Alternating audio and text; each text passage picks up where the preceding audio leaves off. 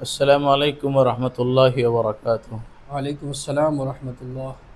مفتی صاحب، امید ہے کہ آپ خیر و عافیت سے ہوں گے۔ الحمدللہ الحمدللہ۔ مفتی صاحب، ایک صاحب نے ہم سے یہ سوال معلوم کیا ہے کہ مفتی صاحب، آج کے دور میں ہم اپنے بچوں کو دیکھتے ہیں کہ وہ اس قدر والدین کے نافرمان ہو چکے ہیں اور اس قدر بد اخلاقی اور تعلیم سے اس قدر دور ہو چکے ہیں کہ ان کو اس طرف لانا بڑا مشکل بنتا جا رہا ہے۔ تو اس کے لیے کیا عمل ہے، کیا حکم ہے؟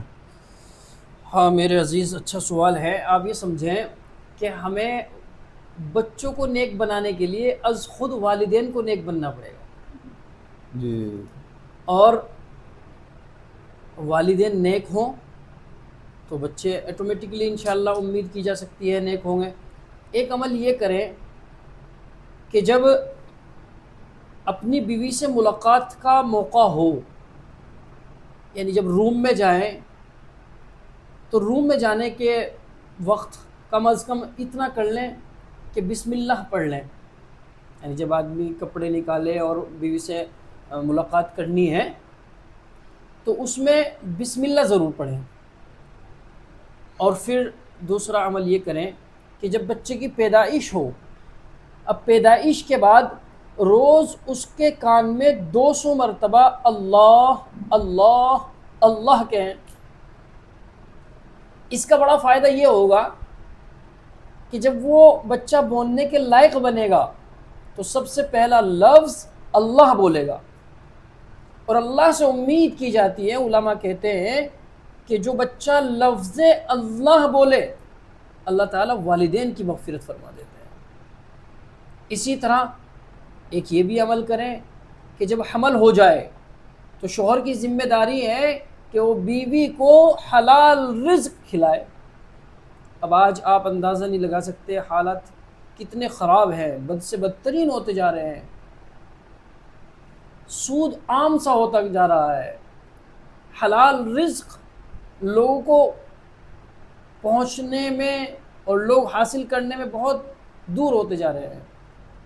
اس لیے ہمیں حلال رزق، چونکہ حلال رزق کھائیں گے جس سے بچے کا نشو و نما ہوگا، اور انشاءاللہ اللہ کی ذات سے امید کی جاتی ہے کہ وہ نیک ہوگا۔ ایسے واقعات آپ کو بے شمار مل سکتے ہیں۔ آپ کے سوال پہ ایک مجھے واقعہ بھی یاد آ رہا ہے، اگر آپ کہیں تو سناؤں۔ جی جی سنیں۔ ہماری کچھ مائیں بہنیں ہیں، ان کے لیے بڑا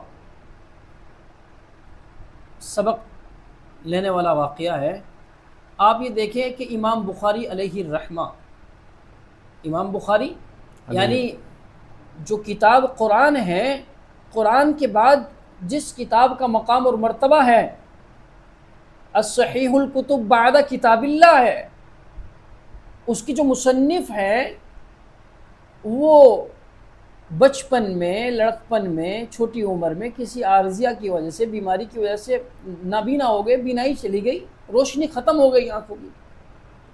ماں بڑی نیک تھی، اللہ والی تھی، اللہ کے سامنے روتی ہے، گڑ گڑاتی ہے، اور اللہ سے سوال کرتی ہے، درخواست کرتی ہے، دعا کرتی ہے، اللہ میرے بچے کی روشنی، بینائی واپس کر دیجئے۔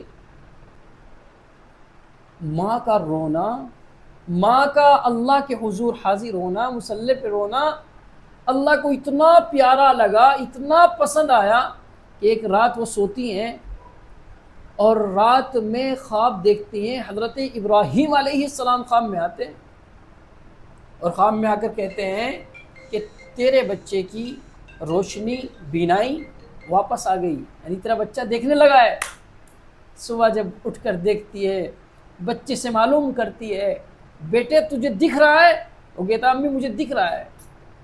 تو ایسی مائیں، وہ خود نیک تھی، آج حالت ایسی ہو رہی ہے کہ ادھر ماں دودھ پلا رہی ہے اور ادھر فون دیکھ رہی ہے، ادھر بچہ رو رہا ہے، اسے چپ کرنے کے لیے فوراً فون دے دیا اس کے ہاتھ میں۔ اب چھوٹا بچہ معصوم، اس کو فون کا عادی بنا دیا، ابھی اس کو تعلیم کرنی تھی، تربیت دینی تھی، ہم نے اس کو تعلیم اور تربیت سے دور رکھا، اور 4-5 سال کی زندگی اس کو فون میں اور اس کو ادھر اور ادھر، اور جب وہ ضدی بن جاتا ہے، نافرمان ہو جاتا ہے آٹومیٹکلی، فون کا اتنا عادی ہو گیا ہے۔ تو اس لیے ہمیں چاہیے کہ ہم اپنے بچوں کو نیک بنانے کے لیے از خود بھی نیک بنیں اور بچوں کی تربیت کریں۔ فون ایک بڑی چیز ہو گئی، اللہ حفاظت فرمائے، اس سے بھی بچوں کو دور رکھیں۔ اس سے بچوں کے ذہن پہ بھی اثر پڑتا ہے، گندا اثر پڑتا ہے، غلط اثر پڑتا ہے، اور بچے ضدی بھی ہو جاتے ہیں، فون کے عادی ہو جاتے ہیں، اس لیے انہیں بچائیں۔ جی مفتی صاحب، یہ تو یقینی طور پر یہ بات ہے کہ ہمارے بچے اسی وجہ سے نیک نہیں بن پا رہے، کیونکہ والدین کی بھی کہیں نہ کہیں اس میں کمی ہے کہ بچوں کے لیے موبائل کو ایک کھلونے کے طریقے سے انہوں نے بنا دیا ہے، اور دیکھتے ہیں ہم بھی۔ تو یقینی طور پر یہ موبائل جو ہے اس قوم کے لیے اور آنے والے جو ہمارے بچے، جو ہمارا مستقبل ہے، اس کے لیے ایک ناسور ثابت ہو رہا ہے۔